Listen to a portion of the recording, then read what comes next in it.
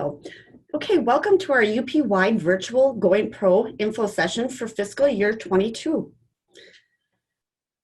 I'm Erica Justice, your Business Services Manager and your Going Pro Specialist for the UP. And we also have joining us today, Holly Peoples, our Director of Business Services for the UP. Thanks, Erica. Yeah, thanks for joining me today, Holly. And for those of you, this is actually kind of a take two because our first one got deleted. So we apologize for the delay in getting this out, but we're gonna give it a whirl again. So we'll get started. So here's basically the agenda. We're gonna talk about, just give you a brief intro, some program statistics, a program overview, some highlights, the application process and scoring. And again, I guess we won't really have questions available, but we can answer those if you have any after you watch the video.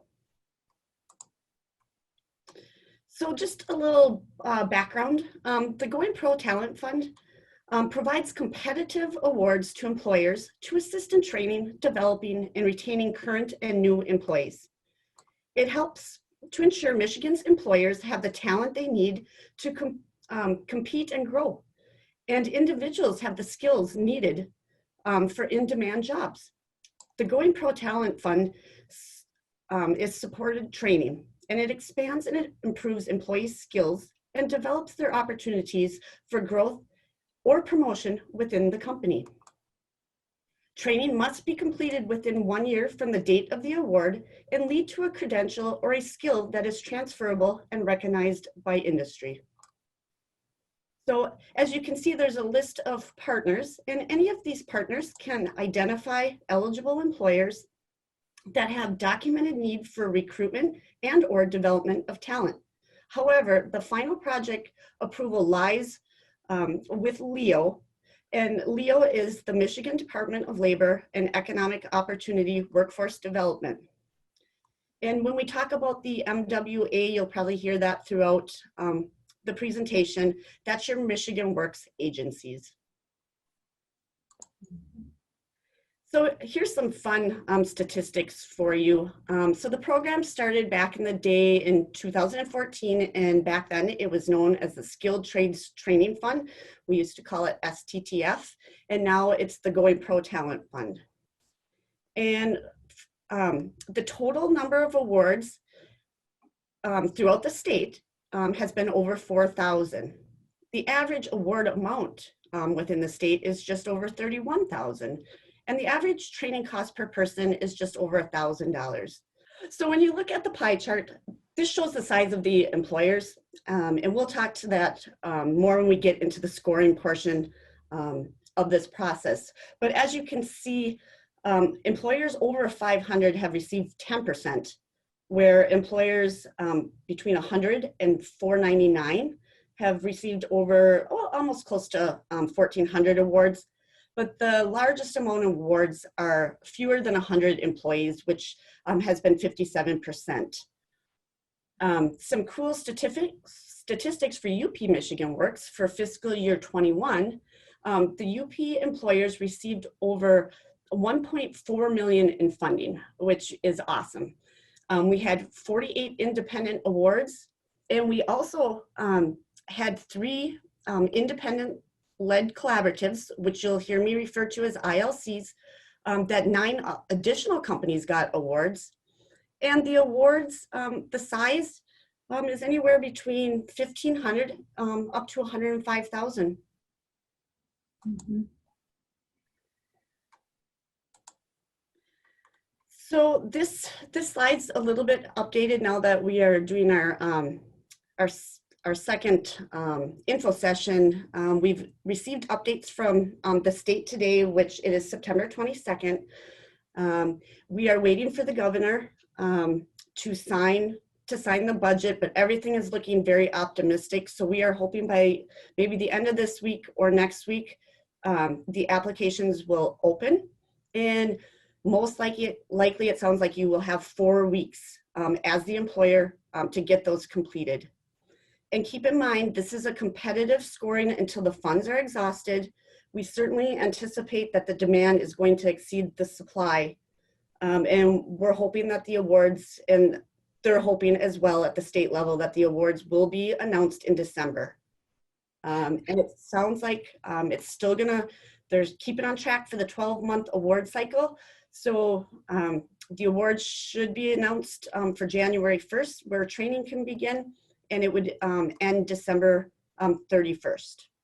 And I may be getting ahead of you here, Erica, but even though the application portal hasn't opened, you can still submit an authorization request, which gives us an opportunity to kind of get the ball rolling for you. So please reach out to your Michigan Works business services specialists, and they'll make sure they get you the link and the login information so you can at least take that first step, and that takes, you know, like a minute to put in that authorization request. Yeah, thanks, Holly. I was going to mention that. And right now we're, I'll tell you what, I'm pretty impressed. We've got quite a few coming through on a daily basis. So if you're an employer, please, you know, get that on your radar so we know how many applications we're looking at processing within this short amount of that 4-week time frame. Mm-hmm. So eligible employers, to be eligible for this fund, you need to be in the private sector, have a Michigan presence, and compliant on all your state tax obligations. So not eligible employers, there's a pretty lengthy list here. You can look through that to see if you fall into one of these categories, you're not going to be eligible. However, I do like to just note with the unions, unions are not eligible to apply, but they are eligible training providers. And we'll talk about that more in the presentation.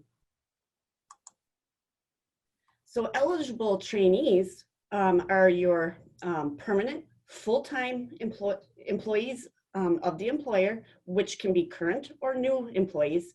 And full-time is defined as 32 hours per week or more. And keep in mind, like seasonal or part-time employees are not eligible. The employees need to work primarily in Michigan, and they need to be 18 years or older.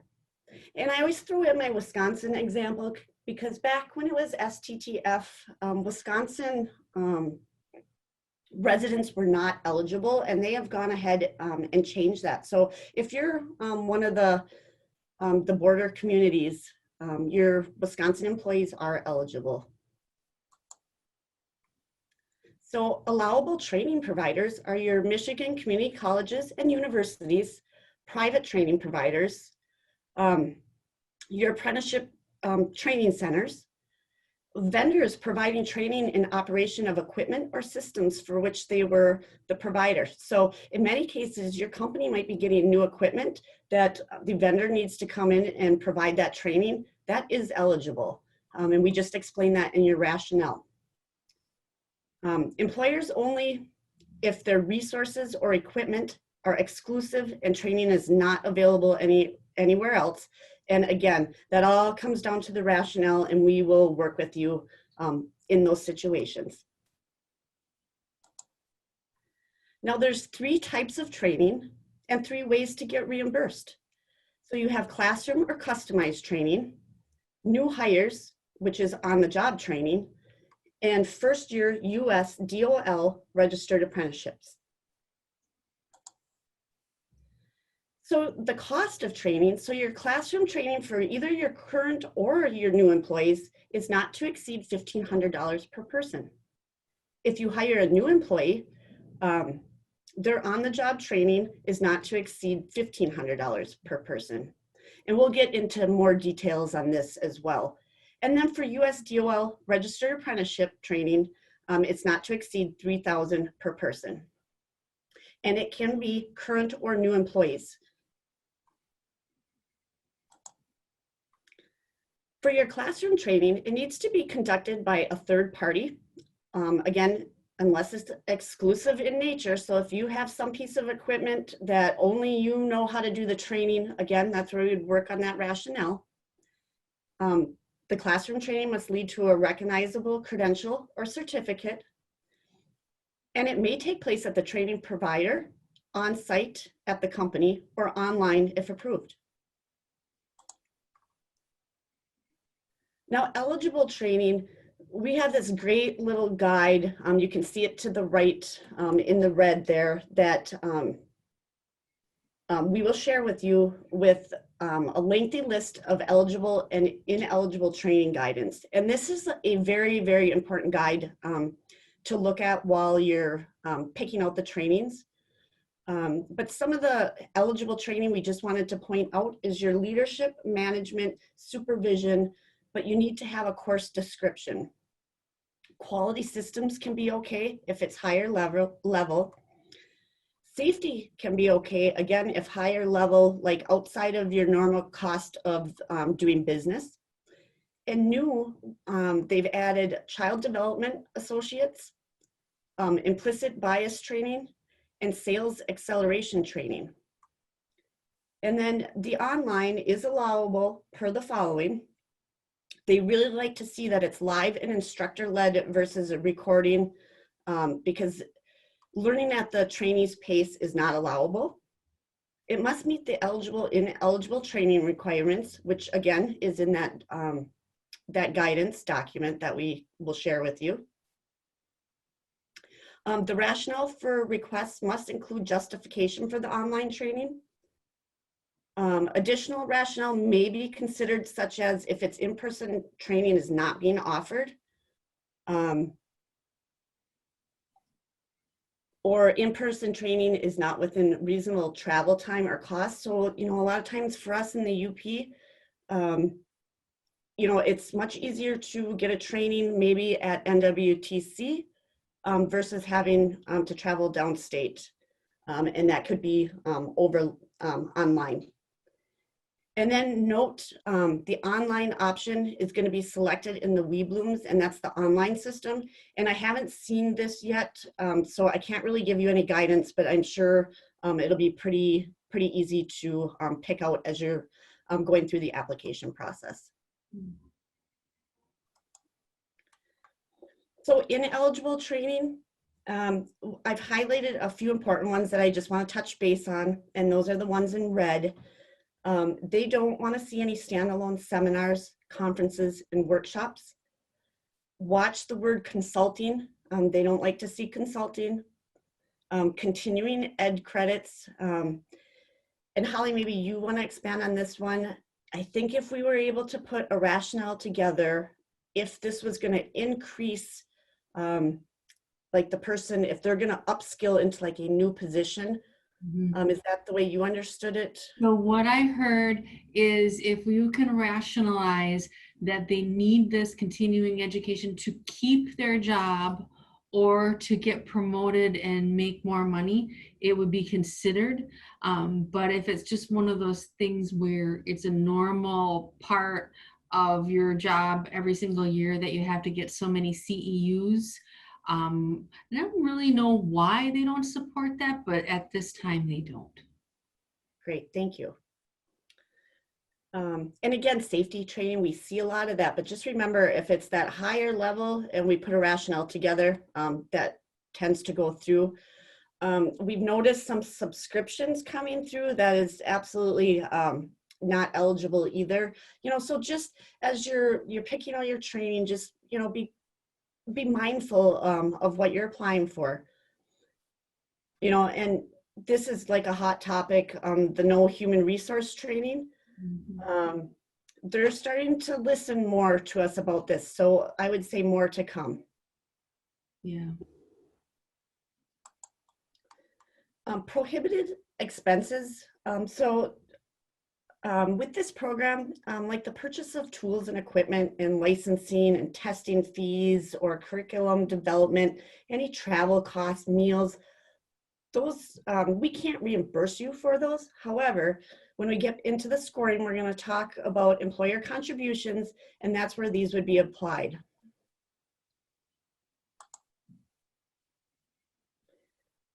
So just kind of breaking down the types of training. So if you have a new hire, which is on the job training, the individual must be hired no earlier than 30 days prior to, on, or after the award date. So we do get to backdate. So let's just say that January 1st training date holds. For your new hires, you'll be able to backdate 30 days if you had any new hires in December. The new hires, this shouldn't be utilized for low wage, high turnover occupations. And the reimbursement is based on retention, which we're going to talk about as well.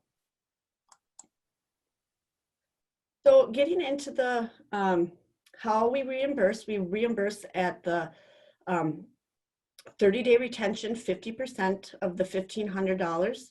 60-day retention would be 75%, and 100% after 90 days retention. And how that retention works, that clock kicks in after the number of required training hours are met, which is on your training plan. So for example, if you put in your application, like your hire date would be January 3rd, and in that application, if you had 120 hours of internal training, your training end date internally would be January 24th, and then that 30, 60, 90-day clock kicks in. So after April 24th, you can request 100% payment. And we have this handy dandy new hire tracking form that we can share with you as well. And it has the formulas in it. So you can really internally keep track of these dates. It's really, it's a very helpful spreadsheet.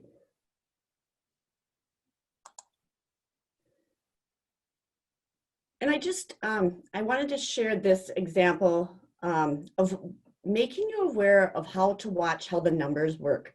So if you're like a higher hourly wage and maybe the position only requires 120 hours, as you can see in that first production,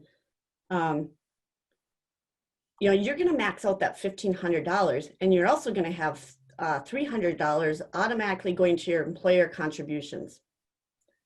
So here with this CNC operator, higher wage, it's going to be 240 internal hours. Again, where the cost of training is $6,000, but you can only receive that $1,500 max. But look here how this is like helping increase your employer contributions. And we've seen this happen, and I guess this is why I'm really bringing it to your attention, is if you have like a lower wage and maybe only put that, it only takes 100 hours, that only comes out to $1,200, because it's basically the wage times the number of training hours, and that equals your request. So at that point, I would suggest that you would go in, just increase those hours, just, you know, whatever it takes to make sure that you're maxing out that $1,500, because we want to see all of our employers get that $1,500. Mm-hmm. And this is easy to miss. Yeah, it's easy to miss. And a lot of companies aren't really sure how many hours it takes to get somebody up to speed. But so we kind of have some recommendations around that 120 and 240, you know, looking at 3 weeks or, you know, 6 weeks or whatever actually makes sense for how long you think it takes to get a person from needing help all the time at work and taking time from your other workers to get them going to them being kind of independent and on their own. And I think the other thing, being that we've gone to this WeBloom's online system, it's not as easy for this to jump out at you. And I highly recommend that you, as you're working through the application, that you're downloading that training plan and looking at it, because it's going to automatically calculate those numbers for you, so you can kind of see where you're at. So if you are looking at it and you're like, okay, yep, I need to increase these, or just do that simple math, the wage times whatever number, and that'll give you a quick figure. Mm-hmm. And then this is actually what that WeBloom's training plan looks like when you download it. So just to kind of give you an idea, up here is like your classroom training that you would be applying for, and then down here is where the new hires show up. For those. The spreadsheet, I think the first time a lot of people see it, they're like, what in the world is this? But really, it's not as complicated as at first glance might seem. No, but I have to agree with that. I think the first time I saw it, I was like, whoa. Yeah. So we'll talk a little bit about the apprenticeship training. So this is for an individual who has been registered by the USDOL on or after December 1st of 2021.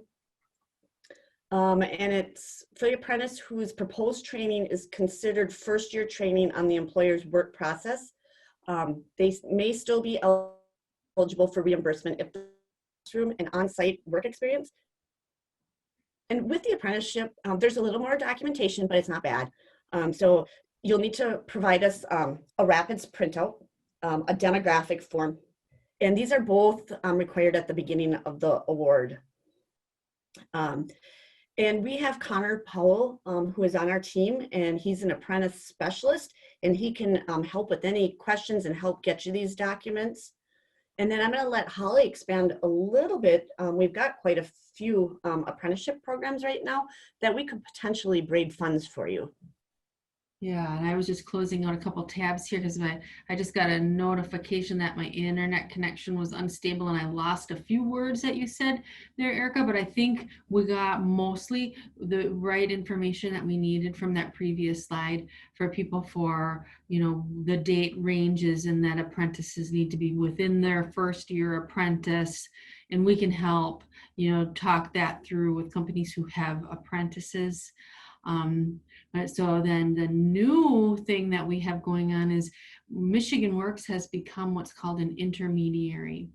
And that means that we can like literally run interference between the US Department of Labor and a company who wants to do registered apprenticeships.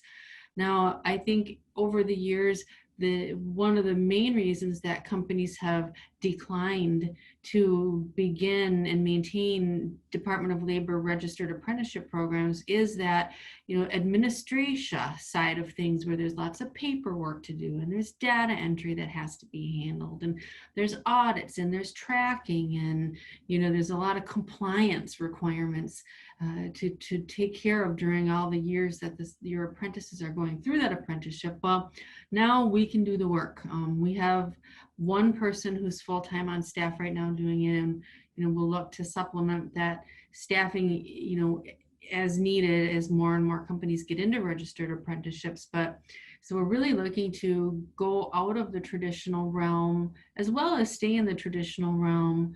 We are working with some manufacturing companies to start new registered apprenticeships, but we're also really working with a bunch of childcare providers.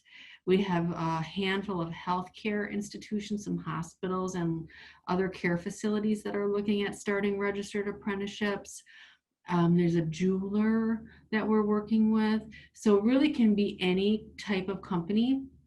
And if you want to start a registered apprenticeship, we can help you with an application for Going Pro, talent fund to help you get reimbursed for some of the investment that you're making in starting and maintaining that registered apprenticeship program.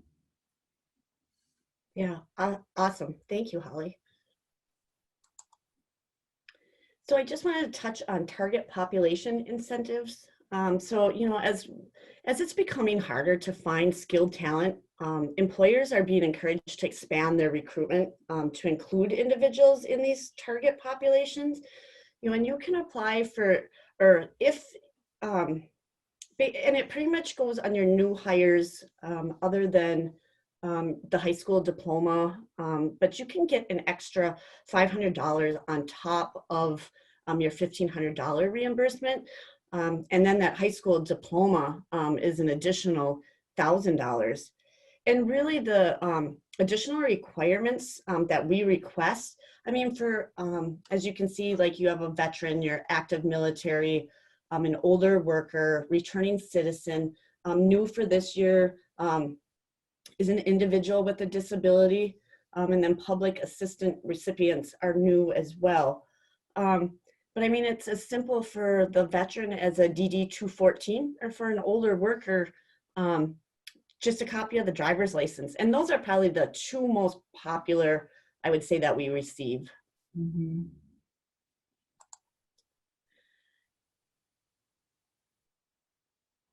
So I just want to touch base on the expectations of the business because as this program is growing, I mean, and it's really growing, we really need to remind employers the importance of their expectations because we need help as well. So some of the expectations are to pay wages that are equal to or greater than the prevailing wage in the area. So Going pro talent fund should not be utilized for those low wage, high turnover occupations. Utilize Pure Michigan Talent Connect and Michigan Works to recruit for your job openings, and include realistic goals by drilling down to real training needs. And you'll probably hear me refer to drilling down a few more times as we go. Then we'll ask that you sign a contract and a training agreement with us, and that you retain your employees at the completion of training. And then at the end, provide us with an impact story, and even a picture would be great, because that's some of the documentation that we need to close you out. Just contribute to the training, cash or in kind. So again, this is those employer contributions. Provide required documentation for reimbursement. And we have a nice list that we give you of what's required. Provide new hire information each month to UP Michigan Works if you have new hires on there. And your business services specialists, they're pretty religious of reaching out once a month, the beginning of the month, to do a check-in with you. Then we're going to ask you to provide wage information prior to the training, at the completion, and then also 6 months post-training. So once your training is all complete, we're going to still come back 6 months and see how things are going. And then if your company is like experiencing any layoffs, or you see some changes coming, please reach out to us as soon as possible, just so we can determine the impact, you know, and see maybe, I mean, at some point we had a company this year that they just knew with COVID, you know, they got awarded, but they just said, we can't complete it and we'd like to return the money to the state. And we did that right out of the chute. Mm-hmm.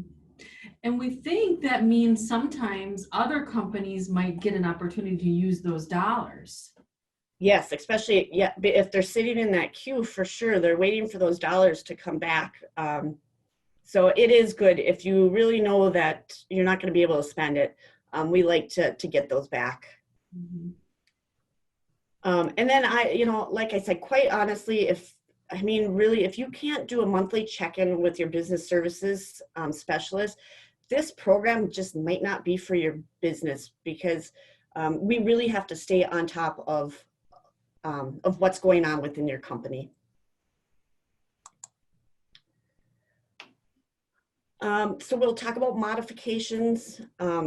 So modifications may be requested where circumstances dictate a need to modify an approved award. So for example, like if a training provider changes, or there's a course change, a reduction in course cost.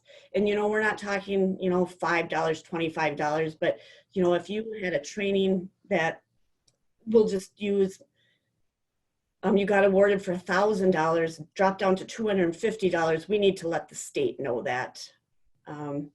There's no transferring of funds between new employees and current employees in either direction. This was something of the past. It's continuing to be discussed, but that's not happening for this upcoming year.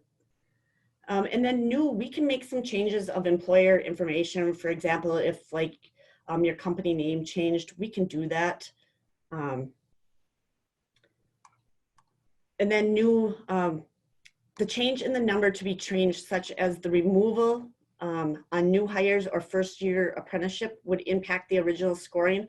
I am suspect to think so, because the way the scoring is this year, there's a potential like down the road that you could get penalized if you don't complete basically what you said you were going to complete. So that's another thing we just want to keep on top of. And again, like I said, communication is key, just so we're staying on top of things. So here's just kind of a brief breakdown of the documentation that we're going to request for your reimbursement. So for your new hires, we're going to ask for like a screenshot or something showing the hire date, the starting wage, if they fell into a target population. And I always say everybody has a different, all your payroll systems are different.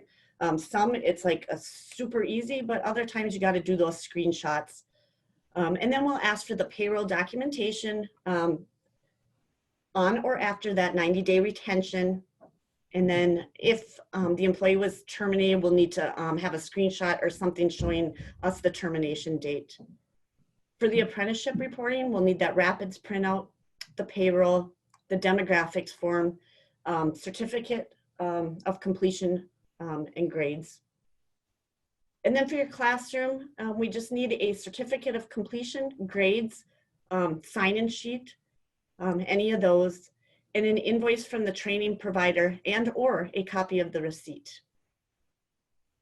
So again, with the large growth of the program, we're really working on a new employer checklist for the required documents to try and just make it easier and have everything at your fingertips. So now we'll just go on to the fiscal year 22 highlights. And most of these highlights are all related to the scoring. So they've really enhanced the business case and rationale. They've added this new diversity, equity, and inclusion points. Again, employer contributions, they've always been there. A portion of new employee trainees, so we'll touch a little more on that. Employer size, your apprenticeships, college credit, and the size of the funding requested. So you've seen this slide previously. Again, we're waiting on those dates, so just bear with us, and as soon as we know, we'll get that information out to you. And again, just a reminder that this is competitive scoring, and we certainly anticipate the demand to exceed that supply. So that's why we're going to work really closely with you to make sure that we're getting all the points possible, because we want to see you get these awards. And then, as you're planning your training, just, know that it's probably going to start December 1st, but we need to have it all wrapped up by the 31st. So the application process, a business may submit an independent application and may also elect to participate in one industry-led collaborative application. The Talent Fund is not guaranteed funding. We keep mentioning competitive applications. Reimbursement cannot be approved for training that occurs prior to the award being approved. So please don't start any training like in November that you're anticipating that you're going to get reimbursed, because that will not be allowed. There's no upfront money. This is a reimbursement award. If you do have a Michigan tax obligation, you have 60 days to resolve that. And the applications are only available through your Michigan Works. And more on the ILC. So again, this is a partnership of 2 or more companies with the objective of participating in shared training resources. This is a total separate application and scoring criteria, and they set funds aside each year. And we're anticipating that the applications for the ILCs will open probably like in February. And again, as an employer, you can have one independent application as well as one ILC. And this year we had a huge success for the UP. We had 3 ILCs approved that gave 9 more companies training. So. Mm-hmm. So here's the scoring criteria. So this year it's going to be based on 100 points. And when we look at this, the rationale, so we really want you to make this clean and easy to read, and we'll work with you on that. But this is 45 points out of 100. So this is like so important. And this one, I mean, we shouldn't be missing on this. And, you know, we'll review it. We've got a couple set of eyes to make sure, you know, that there aren't spelling errors and that you're breaking it down so it's readable for the individual scoring. Because those individual scoring, most, I believe chances are they're all pretty much from downstate. So they don't know who your company is, what you make, that maybe you're in the middle of the woods and the nearest town is, you know, 50 miles away. Explain that this is your chance to sell your company in your rationale and break down that need for the training. Yeah, as a matter of fact, we know that no UP people score UP applications because we actually found out who 2 of the scorers were last year, and they told us they weren't allowed to score applications from their home region. Yeah. So, and then, okay, so this is again new, this diversity, equity, and inclusion. And basically this is a special allowance for minority-owned, women-owned, veteran-owned, individuals with a disability-owned, and geographically disadvantaged businesses. And on those owned, it needs to be 51% or more. And then we'll be basically vetting these. So we, you know, may have additional questions as, you know, if you happen to fall into those. And one of the things which is really great, Vicki Schwab from MEDC shared this awesome link to us with the geographically disadvantaged businesses. And all we do is we put in an address, and it tells us if you happen to fall into that. And if you do, well, then we're gonna make sure we get that in your rationale, and you're gonna get those 5 points. And it was really neat because I'm in Iron Mountain, and I plugged in our address for our Michigan Works office, and we fell into one of the categories. So we will be checking every single company that applies to make sure that we don't miss those 5 points. So the employer contribution, this is where, you know, this is 10 points potentially. They want to see that you as an employer are, you know, putting in a match.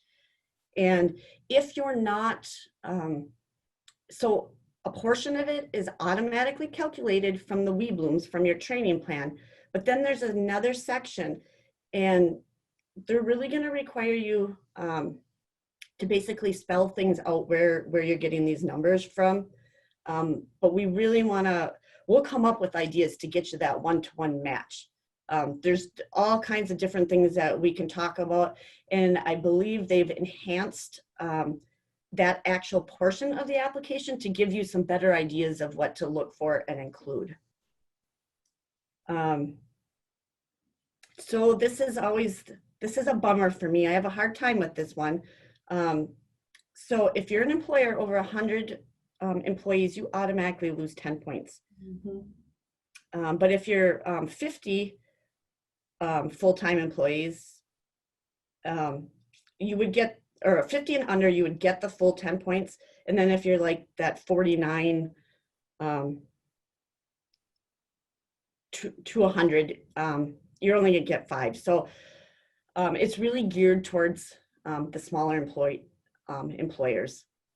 And we have had communication with them on this, and they're listening. So we'll see what happens, you know, in the future. Yeah. So then the next 10 points is a majority of the trainees are new employees, new hires. So if it's 50% or more, you're going to get that 10 points, and it just kind of breaks down from there, as you can see. So, you know, not every company is going to be applying for all new hires, but just, you know, be mindful when you're going through to try and capture as many possible points as possible. 5 points if you're going to be doing a USDOL registered apprentice. Another 5 points is if one of the trainings is in partnership with a college, university, or community college that results in an earned college credit. So again, this might just be having conversations if you're working, you know, typically we see certificates of completion come through. Well, maybe there's a way that we can start working with the colleges and universities on looking at looking into potential credits. And then when you're doing your funding request, my suggestion is try not to go over 100,000 because the more you ask for, the less points you get. And I know in previous years, we've had companies back off and like, hey guys, let's get those points. We need those points, so let's reduce the funding just enough to get you under. So ideally, I mean, I feel like we should get a full 45 points for the rationale. We should get a full 10 points for that employer contribution. And then I would say no less than 8 for the funding request. So that gets us to 63 to 65 points out of that 100. And then we can go back and figure out where we're gonna make up some other ones, if at all possible. So I know that was a lengthy discussion. And again, if you have questions, you can reach out to your business services specialist and we can help you. Yeah, the one thing I would just add on that one, Erica, is that we believe it's our job to make sure you get the most points you can. So we're gonna nudge you and say, okay, bump this up a little bit, back this off a little bit. You know, we're gonna be doing the math for you the whole time, because before we hit submit to the state, it's our goal to have a pretty good sense for where we think your points are gonna land. Thanks. You know, and again, here's just a slide, just basically going over what I just said. You know, we need to hit on all these points. And when you're doing that business case, make it clear and easy to read, like with subject headers or number it, and try and hit on every header that they give you examples on, and maybe some that are not. So, you know, sometimes they'll ask, how did COVID affect you? Okay, put that in a header or number it. Is your business expanding? Do a paragraph about your business expanding. Are you getting new equipment? Do you have skills gaps from retirement? Break it down so it's just easy for the individuals to read. Mm-hmm.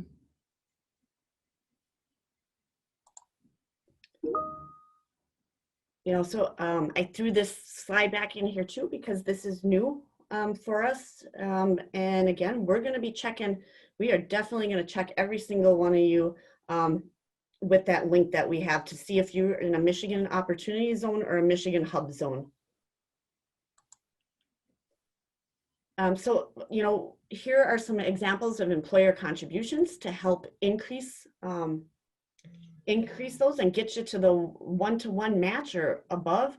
Again, if you're doing classroom training, you're most likely paying wages for those employees to be in that training.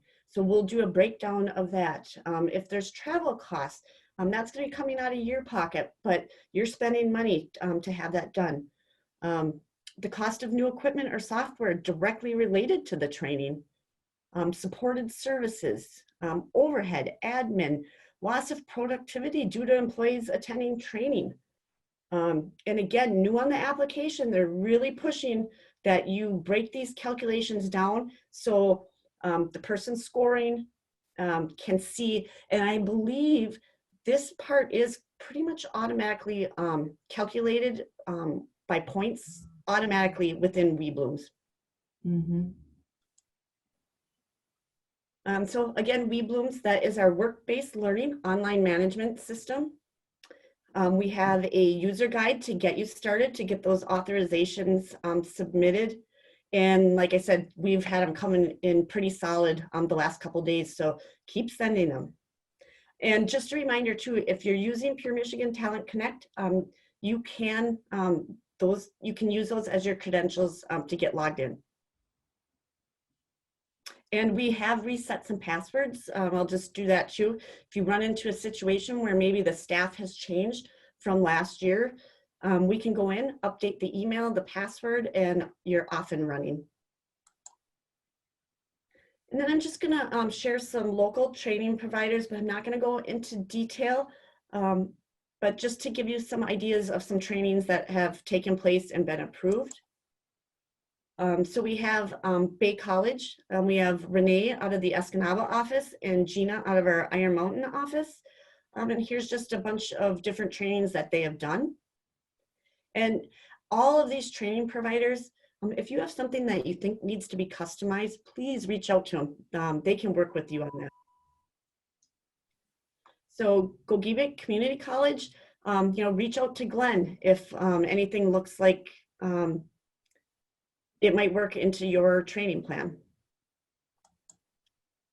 And then we have Stephanie at Northern Michigan University. Here's a few of the trainings that they've done.